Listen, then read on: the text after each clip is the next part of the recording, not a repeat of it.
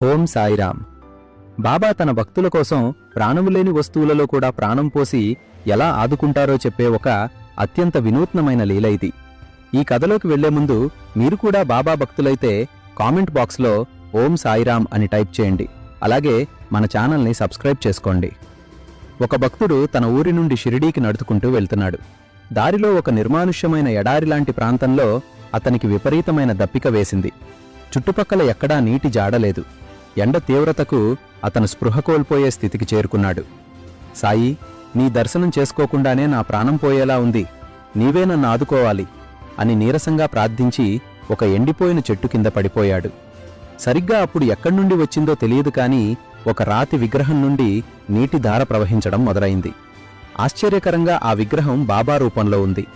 ఆ భక్తుడు ఆ నీటిని తాగి తన ప్రాణాన్ని కాపాడుకున్నాడు.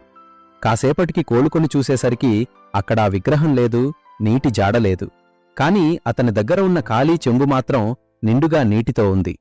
తర్వాత అతను షిరిడీ చేరుకున్నాక బాబా అతన్ని చూడగానే నవ్వుతూ, నాయనా, ఆ నీరు తృప్తిగా ఉందా అని అడిగారు. రాతి విగ్రహంలా మారి ఎడారిలో తన దప్పిక తీర్చింది సాక్షాత్తు ఆ షిరిడీ సాయినాథుడే అని గ్రహించి ఆ భక్తుడు బాబా పాదాలపై పడి కన్నీళ్లతో నమస్కరించుకున్నాడు.